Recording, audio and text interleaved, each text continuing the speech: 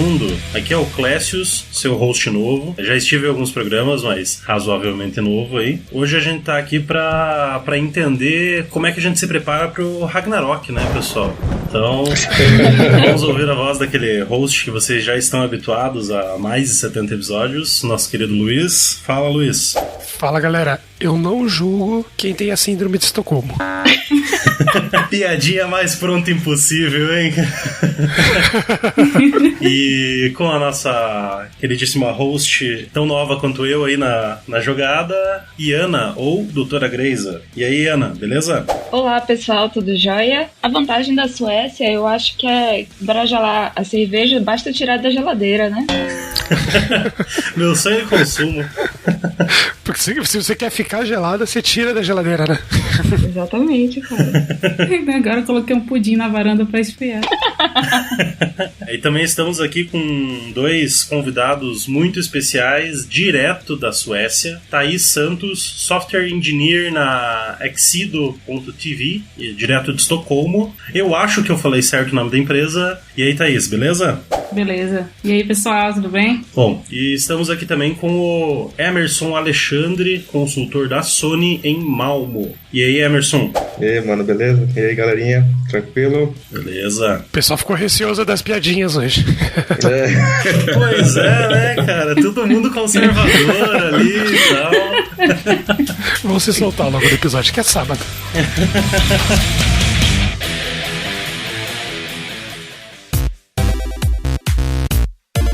E antes de a gente continuar com a pauta e com os recados da semana, eu queria falar pra você um recado. A gente vai entrar em atos curtinho aí pra celebrar o Natal, Ano Novo e ter uma semana de descanso. E a gente volta em janeiro com novos episódios ainda dessa temporada, beleza? Então fica ligado no seu feed, compartilhe com seus amigos e entra na comunidade onde você vai saber tudo em primeira mão. E essa semana a gente tem novidades incríveis lá com o Impulso Network, que vem apoiando essa temporada e as temporadas passadas do PodTag, além de oportunidades remotas que estão em alta aí em várias stacks. Também tem um meetup muito bacana que vai rolar essa semana e a Ana Brasil vai contar um pouquinho mais pra gente.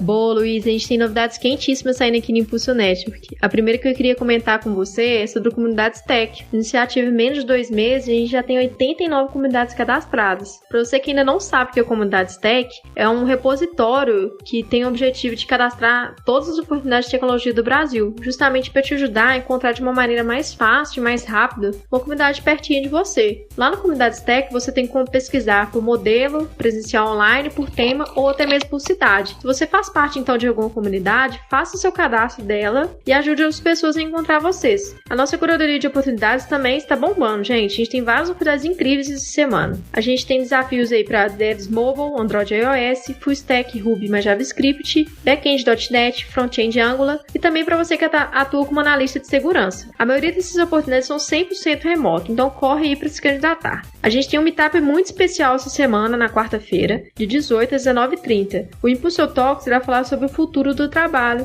A gente tem um convidado muito especial, Silvestre Mergulhão, o CEO da Impulso, o Pedro Vasconcelos, CEO da Beer Coffee, o Flávio Ludigeri, fundador da Officeless, e o Thiago Santos, CEO da Husky. Você assiste isso tudo no conforto da sua casa, remotamente, é gratuito. Os links para todos os itens estão aqui na descrição.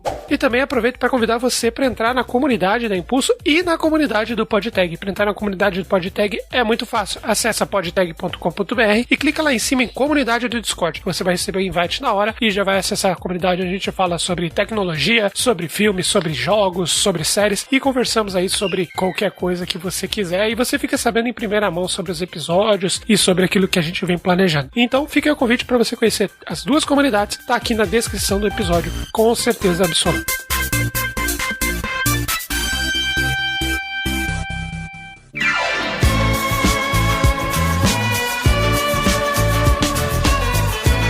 Bom, pessoal, vamos começar com uma questão aí, acho que é uma das mais relevantes aí pra gente entender esse cenário, né? Como é que foi a decisão e o processo de morar na Suécia? O que levou vocês a ir pra esse lugar onde a geladeira é ao lado de fora e o lado de dentro é mais quente, né? Então... Pra gente aqui, na verdade a prioridade não é a Suécia, era a Alemanha. Eu e meu marido, na época que a gente namorava, a gente foi pra Alemanha de férias, e como lá é muito barato cerveja, a gente pensou, por que não mudar pra cá? Foi tipo isso.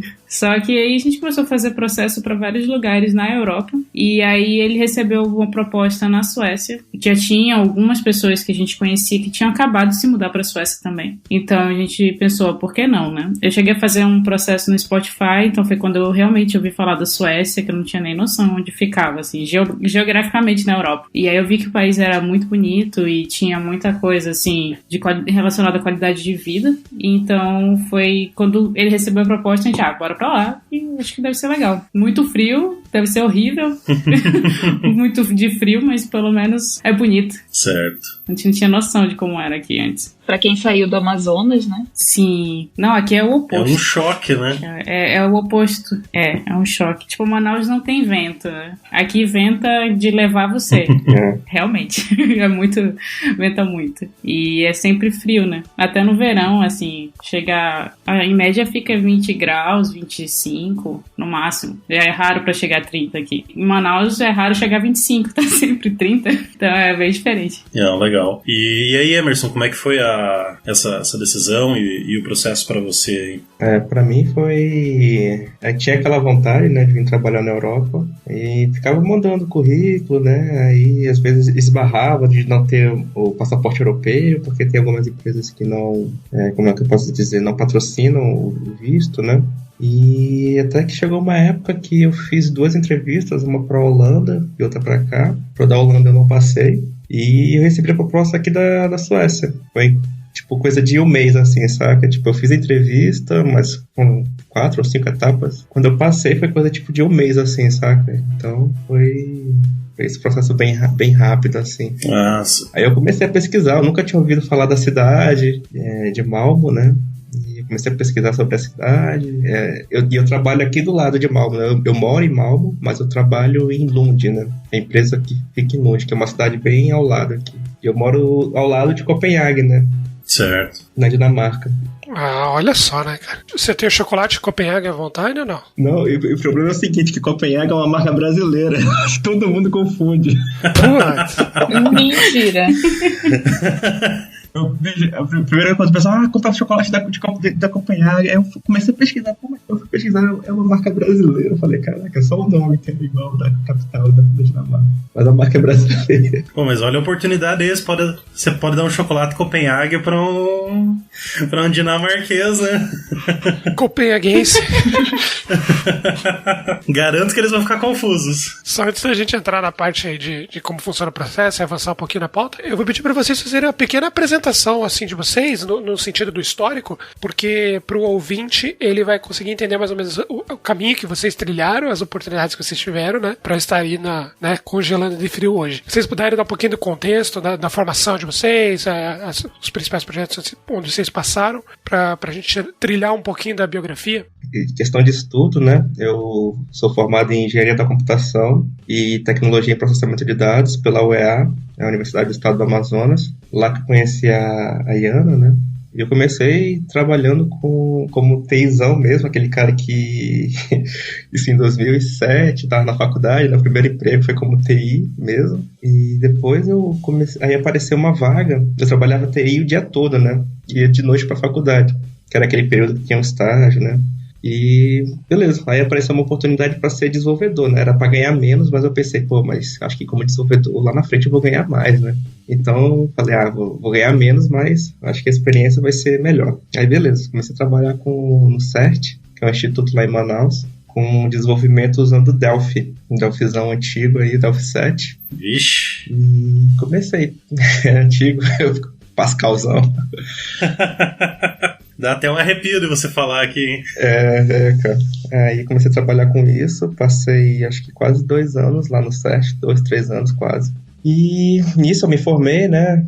Eu virei analista de pesquisa lá no CERT, contratado, depois do estágio. Terminei as 2 faculdades. E depois apareceu a oportunidade de trabalhar no Instituto de Pesquisa da Samsung, que é o CIDIA, que eu também trabalhei com a Thaís e com a Iana lá.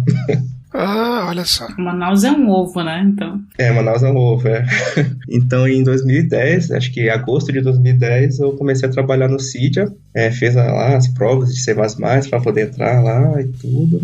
E comecei a trabalhar com desenvolvimento para TV, para Smart TV, né? No caso, eram aplicativos desenvolvidos em JavaScript, que envolve HTML, CSS, né? Para os produtos Samsung, no caso, as TVs, os home theaters, tudo que pudesse rodar a plataforma Smart TV da Samsung, a gente estava desenvolvendo os aplicativos, né? Então eram aplicativos de notícia, de vídeo on demand. Eu passei 5 anos trabalhando com isso lá na Samsung, até que chegou um dia que falaram, o time de TV vai mudar para o México, tu tem que mudar de área aqui dentro agora, se tu quiser continuar. Aí eu falei, beleza. Aí eu mudei para uma área totalmente nada a ver, que foi a área de protocolo de rede, né? A parte que é trabalhar com a parte de modem Rio, é trabalhar com a comunicação entre o celular e a rede de telefonia móvel. Foi bem pro baixo nível, então?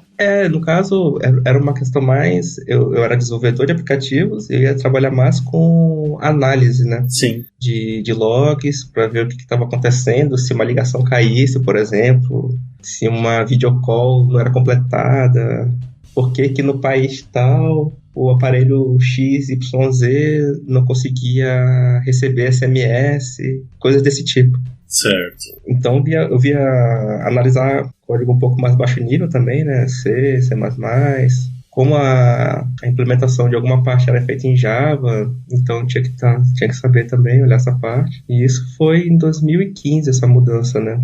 Comecei em 2010 trabalhando com JavaScript, passei 5 anos, comecei a trabalhar com protocolo em 2015. Então, nessa área de protocolo, eu trabalhei viajando muito pela América Latina, vendo issues que eu falo são bugs, né? De várias operadoras nos aparelhos Samsung. Até que, em 2017, né? Surgiu um Hunter no LinkedIn. Então, é muito importante manter o LinkedIn atualizado, né? Com o que você está fazendo. Bem atualizado, bem descrito, o que você trabalha, ferramentas, tecnologias. Então, o Red Hunter veio e me mandou uma mensagem com uma vaga aqui na Suécia, que era praticamente tudo que eu fazia lá no sítio aí em Manaus, né?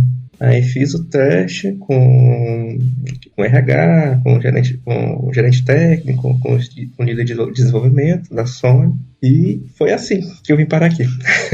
É legal ver aí essa razoável constante, né? Um LinkedIn bem atualizado e um poucos anos de experiência na área auxiliam bastante a sair do Brasil. Sim, sim. Vamos ouvir tua história aí, Thaís. Bom, eu sou formada em Engenharia da Computação também, mas pela Universidade Federal do Amazonas. Eu era muito envolvida com projetos dentro da faculdade, até porque o curso era diurno, então não dava para trabalhar fora sem atrapalhar o estudo. Então eu resolvi me meter a ganhar bolsa, sei lá, ganhava R$300, R$400 por mês, mas trabalhava envolvida com projetos. No último ano trabalhei com um projeto patrocinado pela Nokia, então era desenvolvido aplicativo, na época em Qt, que é C++, né, framework para C++, e WRT, que era para JavaScript. Aí, depois que eu me formei, eu fui trabalhar na FUCAP, que na época eles tinham uma fábrica de software, é uma faculdade ainda em Manaus, mas eles também tinham uma fábrica de software, e aí eu fui trabalhar com Java Web. Então a gente trabalhava desenvolvendo sistema interno para o polo industrial de Manaus, e aí a empresa começou a ter os seus problemas, que continuam até hoje. Então eu fiz entrevista e fui para Samsung, pro Cydia também. Foi lá que eu conheci a Iana, e a gente começou no mesmo dia, se eu não me engano. Foi, no mesmo dia. Olha só. E a gente também era vizinha. Então, muita coincidência. Olha só. E foi lá que eu comecei a trabalhar com Android. Isso em dezembro de 2012. Então, o primeiro trabalho era fazer um app para apresentar para um coreano, assim. Então era, logo quando entrava, tem que fazer, tem que saber. Na época eu nunca tinha trabalhado com Android, então era estudando. E, como eu me formei 1 ano e pouco antes, não tinha Android ainda na época tão difundido como é hoje. Então foi tudo na garra mesmo. Não, salvo engano, eu acho que a gente tá falando ali da versão 2.3, 3.0 do Android, mais ou menos, né? Isso. Mais ou menos o ano que eu comecei a mexer também era bem diferente do que é hoje, né? Nossa, totalmente. E ainda tinha aquela coisa que a gente tinha que dar manutenção, né, pros apps. Então, na época que eu comecei, eles iam lançar o S4 4, e aí também o Android era o 4.4, que era o KitKat. E a gente precisava da manutenção desde a 2.3. Então a gente tinha que fazer tudo com cara de KitKat, mas usando desde o básico. Era porrada, mas foi muito legal para aprender a usar a plataforma e tal. E aí eu continuei trabalhando no CID até 2014. Foi, porque aí teve essa mudança, a mesma mudança que o Emerson passou, eu passei. Só que eu decidi sair. Eu fiquei um tempo ainda. Chateado, né? Eu fiquei bem chateada, porque no meu caso eu não queria ir para protocolo por conta do perfil, eu queria trabalhar desenvolvendo mais. Então eu fui para a parte de customização, que era desenvolver não, né? Customizar XML, que era a carenagem que ia para a fábrica da Samsung. Então a gente fazia a carinha que fica lá quando você abre o app, ou quando abre o celular, era o que a gente customizava. E eu achava meio entediante fazer aquilo, então eu resolvi mudar. Aí eu fui trabalhar numa empresa pequena na época, chamada Nemu, que é uma e-commerce. Na época eles tinham dado um salto, porque a Isto fez uma matéria com eles dominavam o mercado, tipo, tinham a Magazine Luiza, as lojas americanas, e aí eu fui trabalhar no time mobile, que era bem pequeno, e a gente tinha a Mobile, que eu não sei se a Mobile é bem famosinha, em São Paulo principalmente. Aquele que você tem realidade virtual, né, pra ver a... Isso, esse aí, esse mesmo. Massa. E também o da Sephora depois, que eu nem sei se continua, mas a gente trabalhou no da Sephora também. E aí foi quando eu tava lá, a empresa foi comprada pela Lynx, que é de varejo. E aí, nesse meio tempo, a gente tava procurando emprego fora, né? Eu e meu namorado na época. Aí, quando a gente casou, ele recebeu a proposta e a gente tava na lua de mel. E foi quando a gente mudou pra cá. E aí, daqui foi o processo de preparar o currículo e adaptar pro mercado daqui, porque é um pouquinho diferente. No Brasil, principalmente em Manaus, era muito... Você sabe fazer, você tá contratado. Então, era bem mais fácil pra mim conseguir emprego em Manaus. Aqui, não. Assim, você tem que saber fazer, mas tem que ter um código muito bem estruturado, tem várias coisas que eles exigem, que era diferente do mercado. Então eu tive que estudar mais o mercado, melhorar também a questão da língua para aprender a me vender em inglês. E aí eu comecei a trabalhar na Xseed uns meses depois e tô lá hoje. Hoje eu trabalho também com Android, mas é para apps de streaming. A gente desenvolve app para TV normalmente. E eu trabalhei com Android normal para mobile e Android TV. E aí hoje eu tô trabalhando num launcher para um canal de TV alemão, que vai ser lançado o mês que vem, não, daqui 2 meses, e usando Android. Legal, legal. E você comentou aí do inglês, da questão do currículo, e aí depois a gente puxar já um tópico aí das skills, assim, que vocês precisaram para ir aí, né? Desde como é que era o inglês de vocês, como é que foi essa transição, o que vocês acham que foi talvez decisivo para vocês irem pro país? Deu para ver que ambos tinham bastante experiência quando resolveram ir já, né?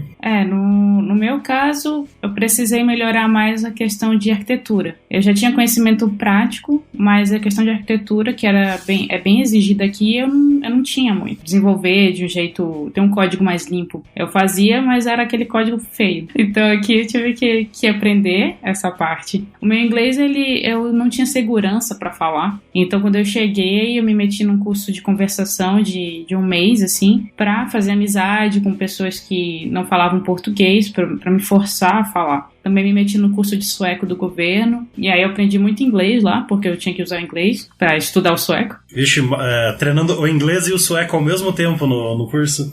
Até hoje eu faço isso. Às vezes eu tô estudando alguma coisa em sueco que eu não sei inglês, sei lá, coisa que é, sei lá, roupa, tempero, coisa que não é hábito. Até hoje acontece. Mas tem alguma diferença para quem fala sueco, em termos salariais, essas coisas? No geral, não. Na área de tecnologia, não sinto. Algumas empresas mais locais ou empresas menores exigem o sueco, pelo menos o básico, mas a grande maioria só com inglês já é o suficiente. Até porque a maioria das pessoas aqui fala inglês. Para quem não é da área de tecnologia, é que eles exigem o sueco como língua oficial do escritório, mas na área de tecnologia é mais difícil achar. Só empresa que é do governo, empresa que envolve cliente, aí tem. Até pequenas empresas podem ser que elas peçam a diferença de sueco, até para que a pessoa que seja de fora mesmo, para pra barrar, talvez, né, outras nacionalidades? Pra dificultar, sim. Eu senti um pouco isso no início, mas eu vejo que é mais o perfil das empresas. Quando a empresa é muito pequena, ela começa assim, principalmente se ela tem um cliente muito local. E aí, conforme a empresa vai crescendo, vai evoluindo, né? Ela vai precisando de profissionais com mais skills, e aí se eles continuarem só exigindo o sueco, eles não vão conseguir essas pessoas. Inclusive, um tempo atrás, eu não sei, acho que dá pra falar isso, já que meu chefe não fala português. Eu fiz uma entrevista para uma outra empresa em que eles estavam fazendo isso, essa abertura. A empresa era toda sueca, mas eles estavam precisando de mais profissionais e só no mercado local eles não conseguem achar. Então, eles começaram a abrir para quem não fala sueco, mas é sempre bom, é um diferencial. Eu já cheguei a fazer um processo daí, Thaís, mas só que assim, quando eu conversei, né, com a recrutadora, ela falou o seguinte, que eles estavam priorizando quem morava na Suécia e quem falava sueco. É uma forma de dificultar, né? Por isso que eu perguntei, por isso que eu fiz a pergunta, entendeu? Se eles valorizam. E aí você falou que depende do perfil da empresa, mas assim, então essa empresa que entrou em contato comigo, a preferência deles era que a pessoa falasse sueco e que estivesse na Suécia. E que se eles não achassem, eles abririam para outros países. Mas assim, só para dizer que existe esse tipo de diferença mesmo. Até porque tem leis aqui que a empresa não pode contratar alguém de fora se ela não tentou no mercado local. Meio que tem lei que proíbe isso. Eles têm que abrir para o mercado local primeiro. Até porque tem bastante gente procurando já morando aqui. Tem gente local, né, que precisa, gente que está saindo da faculdade. Então eles têm isso meio que para barrar, porque senão eu entendo o outro lado também hoje, né, morando aqui, que todo mundo quer vir para cá. É um lugar muito bom de morar. Então, tem muita gente com muito skill que pode vir pra cá, e aí gente que tá começando, que é daqui, não consegue espaço no mercado. Então, eles fazem isso pra meio que barrar. E a questão de exigir o idioma pra empresa depende muito do produto. Tipo, essa empresa que eu fiz a entrevista, eles têm um produto muito local, que é pra uma espécie de supermercado online. Então, a exigência do sueco era para a pessoa ter noção, até quando vai desenvolver tela, ter noção de espaço, poder corrigir se aparece algum erro de escrita, coisa assim que é pequena, mas no dia a dia, se você não conhece, você não tem muita noção. Para essa questão de cultura, aí você comentando até desde do tipo da interface que você está criando, até mesmo a relação com os suecos no dia a dia, assim, o inglês fora da vida técnica, como é que ele é? Os suecos, comentou que os suecos falam bastante inglês, né? Mas eles têm algum preconceito com você que chega falando inglês com eles dão, sei lá, mais preferência pro pessoal que é sueco. A gente ouve isso de alguns lugares da Europa, né? Que o pessoal tem muito preconceito com quem não fala a língua. Como é que é a relação dos suecos com alguém que não fala sueco no dia a dia? No geral, os suecos gostam de falar inglês. No campo profissional, eu nunca senti muito, a não ser... às vezes acontece, quando tem muito sueco e você é o único que não fala, começa a ficar mais difícil, porque eles às vezes esquecem que você tá lá. Mas no geral os suecos gostam de falar inglês, não tem problema nenhum com isso. Inclusive tem uns que são bem abertos a novas culturas e eles tentam te incluir ao máximo. Na rua mesmo, se alguém percebe que você não fala sueco, mas fala inglês, eles mudam para inglês na hora. São bem acolhedores nesse aspecto. Na questão pessoal é que é bom saber sueco para aprender, para conseguir interagir com eles, porque uma coisa é questão de trabalho, né? Eles são bem profissionais nisso. Outra coisa é abrir para a vida privada. Eles são fechados já por, assim, natureza. E se você não consegue conversar com eles no idioma deles, dificulta um pouco mais a abertura, assim, da vida privada e fazer amizade. Não é impossível, mas dificulta um pouco mais. Então, só dando um gancho da questão do inglês, por exemplo, a minha empresa estava recrutando aí do Brasil, né? Eu sempre precisando de pessoas, né, para trabalhar. Então, eles estavam recrutando do Brasil, aí eu anunciei a vaga em alguns grupos, né? E apareciam pessoas, né, com uma certa experiência. Aí eu perguntava, mas como é que tá o inglês? Não, tá de boa, tá tranquilo. Eu falava, tem certeza? Não, tenho certeza. Aí eu mandava o currículo da pessoa para a vaga. Quando chegar na hora do inglês, a pessoa não consegue falar, entende? Então, sem o inglês é impossível. Mas não é aquele inglês tipo Miguelation, né? Tem que saber falar, entender. Não precisa ser um inglês também top das galáxias, mas tem que entender, conversar, saber se expressar expressar, entendeu? Acho que é bem importante isso. A questão, tipo, não pode dar aquele migué, tipo, inglês avançado no currículo, porque quando chega na entrevista, geralmente é uma video call e não vai ter pra onde correr, você vai ter que falar, entendeu? Então acho que é importante. E assim, dessa questão que você comentou do inglês, que tem que ser legal e tal, a interação como eu perguntei ali, com o governo, como é que funciona essa parte, assim? Como é que é entender o sotaque desse pessoal no inglês? É bom? É puxado? Pra gente que vem do Brasil aí? Cara, eles falam muito bem inglês. Geralmente você chega assim, eles começam falando sueco, né? E a gente fala, você fala inglês? Eles falam, mais ou menos. Mas a gente pode tentar. Aí, o mais ou menos dele é super bom, assim, entendeu? Geralmente é super bom mesmo. Eu falo super bem inglês, tem tanto sotaque. Dificilmente você vê sotaque, essa pessoa fala bem. Mas se a pessoa não é sueca, assim, vem de outro lugar, assim, de outro país, né? Geralmente tem sotaque. E como é que eu posso dizer? Para lidar com as coisas do governo, né? Geralmente você consegue fazer tudo em inglês, por telefone. Geralmente você recebe as cartas do governo são todas em sueco, né? Mas você usa o Google Translator lá, tira uma foto e traduz tudo. Mas geralmente você consegue resolver tudo só usando o inglês mesmo, assim. Inclusive quando liga para alguma coisa, sei lá, mesmo coisa de médico ou mesmo coisa do governo, tem a opção em sueco, aí no final, para inglês, digite tanto. Então, sempre tem. Eles sabem que tem muita gente de fora que não fala. Como que foi o processo de vocês, assim, beleza, então eu tô indo pra Suécia, vocês explicaram um pouquinho ali do contexto e tal, né? Mas o que vocês precisaram de documentação, de visto? Não sei se vocês conseguem passar um contexto dos tipos diferentes de visto que tem de trabalho, de procura de emprego, de moradia. Como que vocês precisaram, por exemplo, né? Claro, vocês vão explicar, né? Mas supondo vocês pegaram o primeiro visto de trabalho, daí como é que foi pra conseguir o visto de moradia, sacou? Vocês derem um contexto pra quem estiver procurando as oportunidades, já adianta um pouco. Então, no meu caso, a minha empresa ela já é registrada na agência do governo, então ela consegue bem rápido o visto de trabalho. E esse visto de trabalho, ela já dá direito à moradia, né? Então você tem o visto de trabalho, que você fica aqui no primeiro visto por 2 anos. E de documentação, eu precisei traduzir minha certidão de casamento, né? Que eu sou casado. Precisei traduzir a certidão de nascimento do meu filho, por exemplo. E aí tudo tradução juramentada, né? Isso, tudo tradução juramentada por inglês e passaporte. E assinar alguns documentos lá, né? Como uma procuração para a empresa aqui, fazer algumas coisas em seu nome. Mas basicamente foi isso, assim, passaporte, tradução de alguns documentos como casamento, certidão de nascimento do filho. E a empresa meio que faz o resto para você. Ela que paga as taxas. Mas isso é algo... Foi da tua empresa que pagou essas taxas ou vocês veem que outras empresas também costumam pagar? Não, a gente que pagou. E aí, inclusive a certidão de casamento a gente acabou enviando normal. Só que o período de visto, o período para sair o visto foi de 4 meses. O meu marido enviou o contrato que ele recebeu, assinado pela empresa e por ele, e os passaportes. E a certidão de casamento ele mandou em português mesmo. E aí foi só submeter, pagar a taxa e esperar. Só que no teu caso deu 1 mês, né? O nosso foram 4 meses. Porque a gente entrou por conta própria. Não foi nem 1 mês, acho que foi 3 semanas, sabe? A empresa fez tudo por mim. Só fiz mandar a documentação toda traduzida, os passaportes, e eles fizeram tudo. Assim, em 3 semanas, estavam com autorização do Immigration Market para vir para a Suécia. Bom, bem rápido, na verdade. Mesmo que seja 6 meses. O processo em alguns países leva 1 ano, né? Mais de 1 ano. Olhando por esse ponto, realmente foi interessante para uma mudança de vida, né? E a questão de moradia, como é que funcionou? Vocês precisaram de algum extra ou, tendo trabalho? Como é que funciona? É condicionado à empresa onde vocês estão trabalhando? Ou se vocês quiserem trocar de emprego, é tranquilo? Como é que funciona?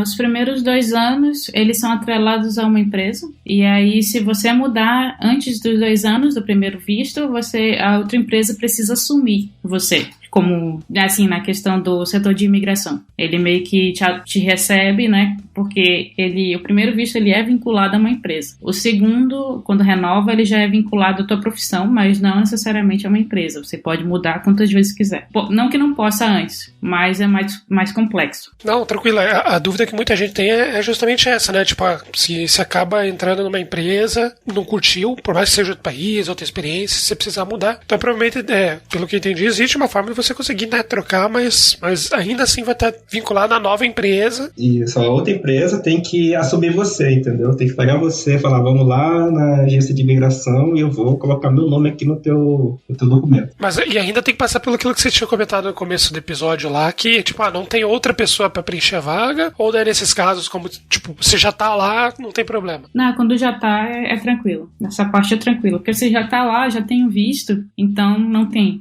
mais problema. Mas e a questão da moradia? Foi tranquilo achar? É muito caro? Tem ajuda da empresa pra conseguir? Como é que foi? Eu e a Thaís, a gente tem realidade um pouco diferente. A dele é um pouco melhor, eu acho. É mais caro. Nossa, foi no modo hard. É bem mais caro aqui. E a gente não teve muito auxílio pra achar. Capital morar em Estocolmo, morar no centro é bem caro. Eu acho que a única coisa que estressa quando muda pra cá é essa parte de moradia. A única coisa que faz você pensar em ir embora, porque estressa muito. O nosso primeiro apartamento foi de 3 meses o contrato, e ele era bem caro, mas era numa área muito boa também, era no centro, mas foi bem difícil achar, tá ficando cada vez mais caro, e a gente não vê o que vai ser feito, mas uma hora alguém tem que fazer alguma coisa, porque vem muita gente e não tem tanto prédio para todo mundo. Eles demoram para construir novos prédios e tal, mas tem uns sites que ajudam assim a encontrar, tem uns um pouco mais caros, mas que te dão mais segurança em relação ao contrato e a não ter problema com o esquema. Tem uns mais baratos. A gente deu sorte, assim, no meu caso, em sempre alugar por esse site mais barato, não quer ter problema. Mas eles sempre aconselham você a visitar o apartamento antes de assinar ou dar qualquer dinheiro. Porque acontece, não é sempre, mas pode acontecer de alguém fazer algum esquema e pegar o teu dinheiro. A parte chata é a moradia. Achar não é tão fácil e é o oposto do Brasil, porque no Brasil a gente quando aluga um lugar, a pessoa que tá alugando o lugar, que é a dona do lugar, que vende o apartamento para você. Na Suécia é o oposto, você que tem que mandar o seu perfil e se vender para quem tá alugando o apartamento. Aí normalmente tem mais de uma pessoa na fila envolvida para alugar e a pessoa que escolhe. O Emerson, para você que não mora na capital, o processo também é assim, também é nesse formato de concorrência, também é difícil de achar lugar. Isso, no caso, porque tipo assim, eles anunciam um apartamento aqui, aí tem, sei lá, 100 pessoas, 50, 30, 10, depende do preço também, né? E da localização. E começa meio que uma disputa e o dono escolhe quem que ele quer alugar, entendeu? Então, tipo, é bem diferente da realidade do Brasil, por exemplo. Você escolhe, eu quero morar naquele condomínio ali, porque por causa disso e disso, sabe? Você, aqui é mais tipo, o que tem? Tomara que me escolham. É nesse estilo, entendeu? Exatamente. Tem outras coisas também. Eles têm apartamento que eles chamam de primeira, segunda e terceira mão. Tem o de primeira mão do governo, mas aí você fica numa fila do governo que hoje em dia aqui em Estocolmo tá de 5 a 10 anos para conseguir um apartamento. Aqui em Malmö também tá por aí. É por aí, né? Depende da área. A área central de Estocolmo é 10 anos, que a pessoa coloca o CPF dela lá, vamos chamar de CPF, e ela paga uma taxa anual bem baratinha, mas aí vão aparecendo apartamentos e ela, quanto mais tempo ela tá na fila, melhor a pontuação dela para escolher um apartamento. Aí são apartamentos do governo que você aluga por tempo indeterminado, porque tem um outro problema em relação ao aluguel. Quando ele é feito de forma direta com o proprietário, o dono do apartamento não pode alugar por mais de 2 anos o apartamento, a não ser que ele não more na Suécia. Se ele mora na mesma cidade, ele não pode alugar por mais de 2 anos, porque o governo tenta fazer isso para as pessoas não viverem de aluguel. Aí isso torna mais difícil a vida de quem está tentando alugar. Mas é curioso. Então, de 2 em 2 anos, se você está alugando, você é obrigado a buscar um outro ponto, é isso? Exatamente. Aqui eu estou há 2 anos e meio. Esse é o nosso 4º apartamento. Caramba! Nossa! E aí a gente decidiu comprar esse ano. A gente começou a juntar no início do ano para comprar um, porque estava ficando inviável já. Por falar em fila, que vocês falaram fila de alugar um apartamento, né? Aqui a gente tem muita fila também na questão de saúde. Como é que funciona a saúde aí? É tranquilo? Tem os dois lados. Eles têm uma cultura diferente da gente. Então, o sueco não é de ir para médico por qualquer coisa. e o médico também não vai te atender por qualquer coisa. Tem um número do governo que você pode ligar quando você tem algum problema, e aí tem um pré-atendimento por telefone ou online, mas acho que é mais por telefone, para definir se aquilo é realmente um problema sério ou não. Isso no salvo é realmente emergência. Emergência é outra coisa, né? Quebrou um braço, aconteceu algo mais sério, é diferente. Mas no caso de tá com uma dor em algum lugar, uma coisa simples, você liga, e aí eles te dão, às vezes, alternativas mais naturais, se você quiser, ou eles agendam um médico com você. E aí, o médico é sempre um clínico geral, que é a triagem. Então, assim, se você tem alguma coisa que não é séria, é mais difícil conseguir atendimento rápido. Eu bagunço com os amigos meus aí do Brasil falando que aqui a economia é capitalista e o sistema de saúde é socialista, assim, por causa que, por exemplo, a gente tá esperando uma consulta pro meu filho, né, já vai fazer uns 4 meses, assim, entendeu? Então, tipo, tem fila às vezes. Vocês também na saúde pública têm filas pros processos, não é uma realidade exclusiva nossa aqui? Não, infelizmente. Não, a questão do, tipo, assim, pelo menos nos hospitais aqui eu não vejo, tipo, a galera jogada no chão, sei lá, que nem, tipo, sim, passando mal, na maca no corredor, saca? Já é mais humano, né? A diferença é na prioridade, é na emergência. Emergência, isso. Organização. É isso mesmo. Se você tem uma doença grave, eles priorizam você e o atendimento é bem bacana. Certo. E entrando assim nessa questão da saúde, educação, como é que é os impostos aí? São bem famosos os impostos suecos, né? É estilo Brasil. É estilo Brasil um pouquinho, come um pouquinho mais. Come um pouquinho mais. É em média 30% do salário, e é realmente essa média, 30% do salário, e não tem conversa. Vai automático, assim. Mas em relação aos outros produtos, você paga 30% de imposto, mas em relação às outras coisas, você vai no mercado, você come, é mais tranquilo, ou é aqui igual aqui no Brasil, que você, além de pagar o imposto, você tem que pagar os impostos das outras coisas também? Pois é, essa parte é por isso que eu não reclamo, porque eu consigo ver o dinheiro sendo investido. O transporte, aqui eu não tenho a menor necessidade de comprar carro ou ter carro, principalmente em Estocolmo, porque aqui tem transporte via trem, tem metrô, tem ônibus, tem barco, tem tudo. E aí você paga uma taxa mensal que você tem acesso a tudo. Então, assim, é caro, mas você vê funcionando. Você vê a cidade limpa, você vê uma cidade organizada. E supermercado, eu sempre reclamo, mas eu vivendo um pouco mais agora aqui e viajado um pouco pela Europa, não é tão caro quanto eu achava. Eu acho que a conversão da moeda, por ter um zero a mais do que o euro, confunde a minha cabeça e eu fico achando que é mais caro do que é. E não é tão mais caro assim, é um pouco mais caro do que outros países na Europa, mas a qualidade assim, do produto é maior e não é algo que compromete tanto o salário. Se eu parar para pensar em poder de compra, ele não é tão caro assim quanto eu imagino, principalmente se comparar com o Brasil. A última vez que eu fui no Brasil, eu gastei a mesma coisa que eu gasto aqui, só que no Brasil o salário é mais baixo.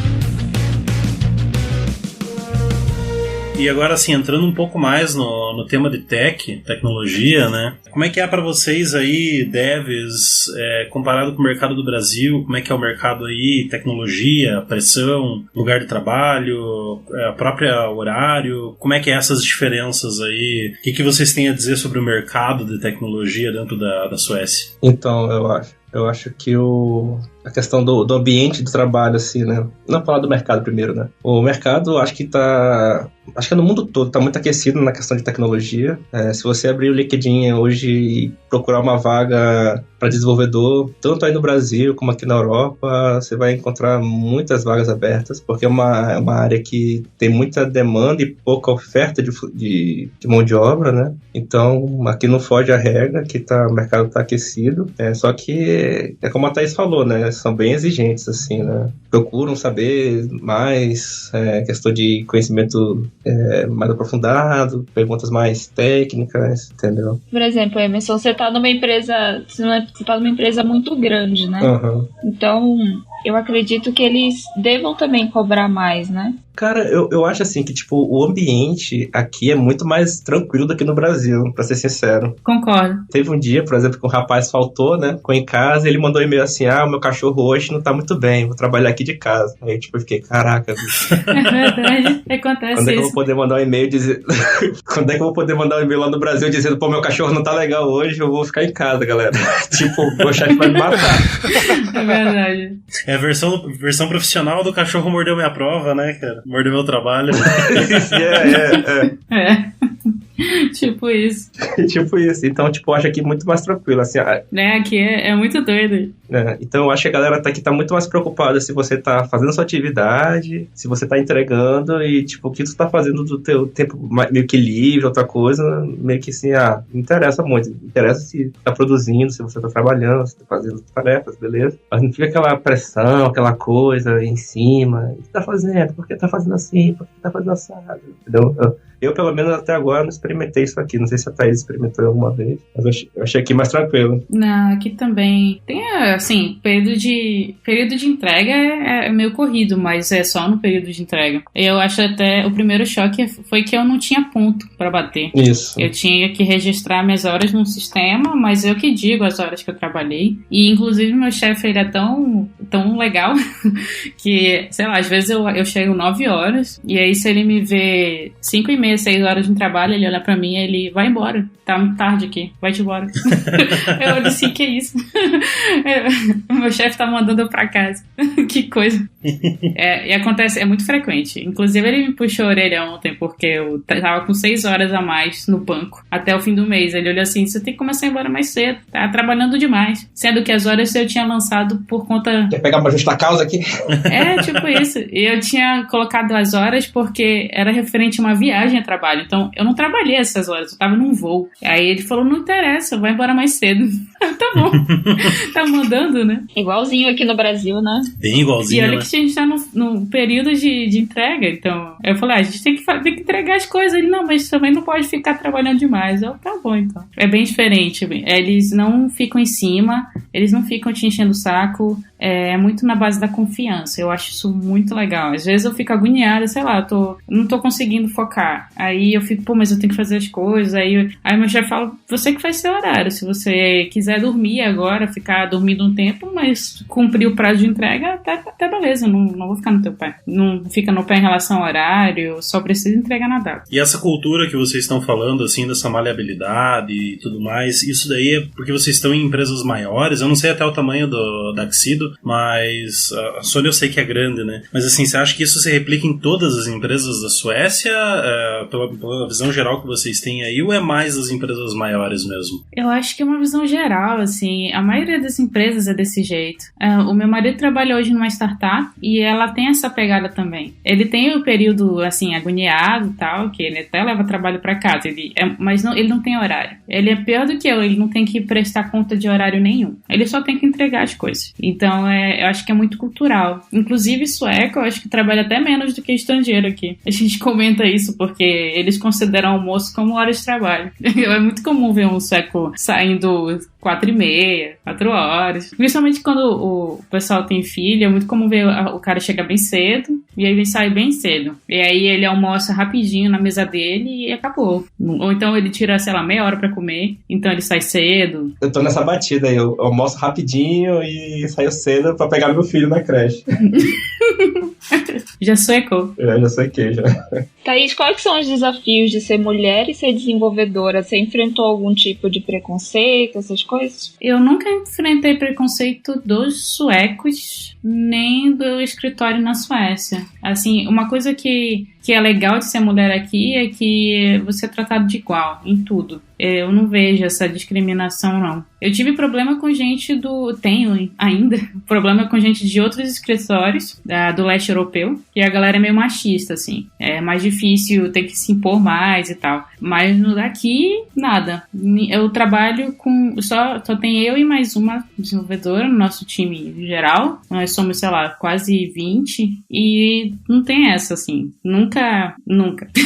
Aqui não tem essa diferenciação, ninguém quer saber se você é homem ou mulher, pra nada, inclusive. Inclusive pra homem, sei lá, tirar a licença parental, por exemplo. Não tem preconceito em relação a isso. A única coisa que eu já vi perguntarem aqui, mas eu antes achava que era por maldade, mas não era se eu tenho plano de ter filho. Às vezes quando eu fiz entrevista. Na empresa que eu trabalho hoje nunca perguntaram, mas eu já fiz entrevista em empresa que perguntou se eu queria ter filho. Mas acho que mais pra questão de planejamento, porque até isso tranquilo. Na empresa que eu trabalho, então, tipo, é muito comum ter mulher e a mulher poder ter filho e tem 1 ano de licença na maternidade e ninguém fala nada. Eu acho bem bacana aqui. Show de bola, isso é bom.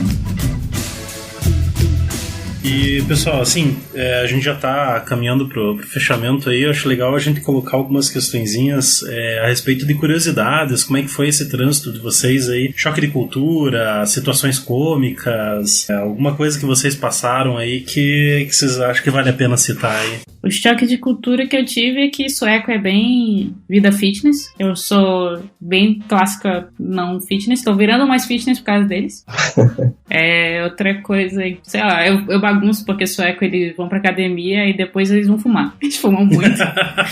Aí eu olho assim, e normalmente eles gostam de, sei lá, evangelizar você pra ir pra academia. Aí eu olho assim, mas como assim? Se eu sair da academia e for fumar? Não faz muito sentido.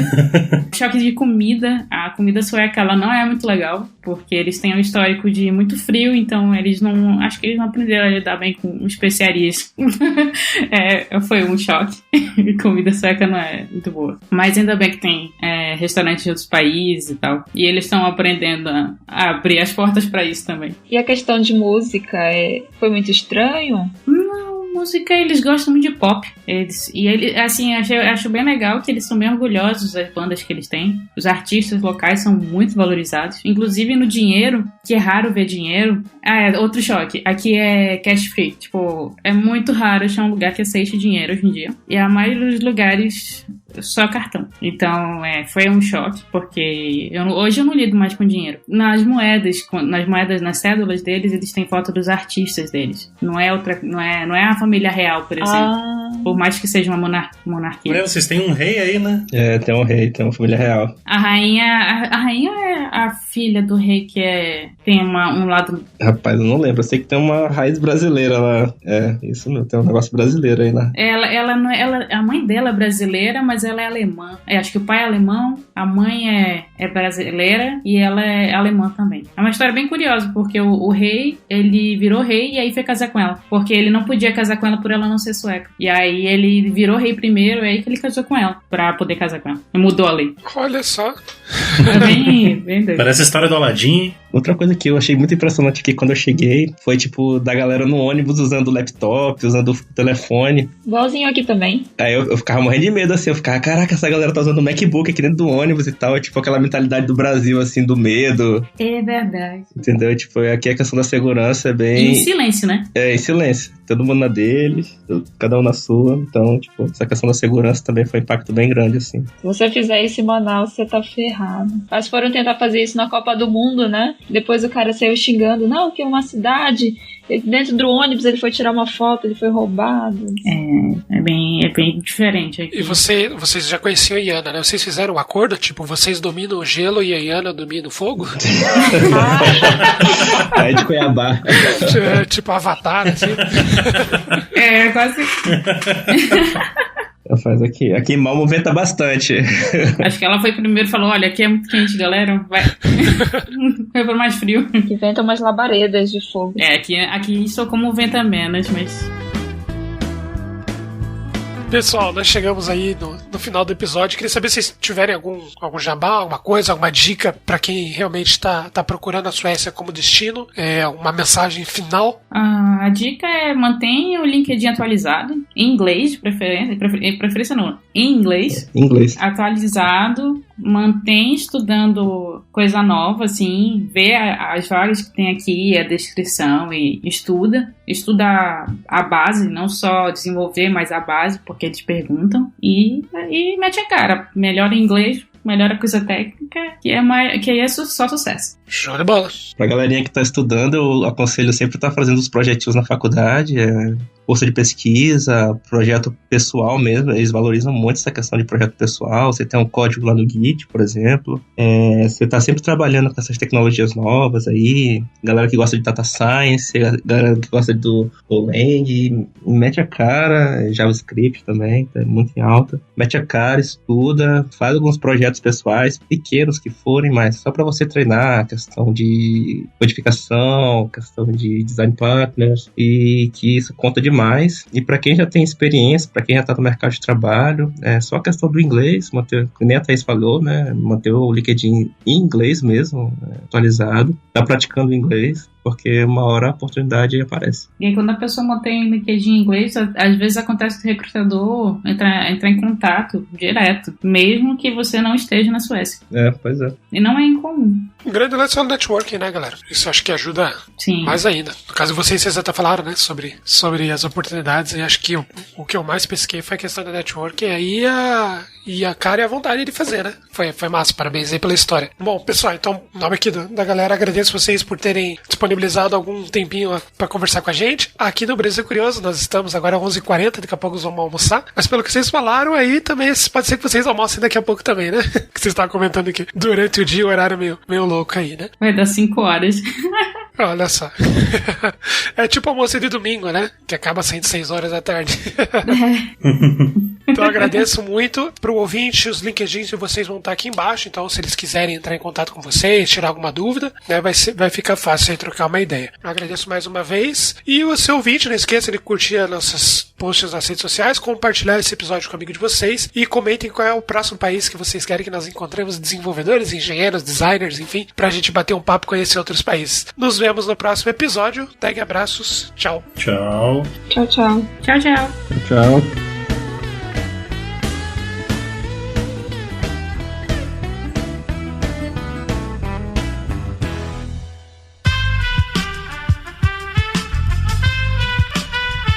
Este podcast foi editado por Aerolitos Edição Inteligente.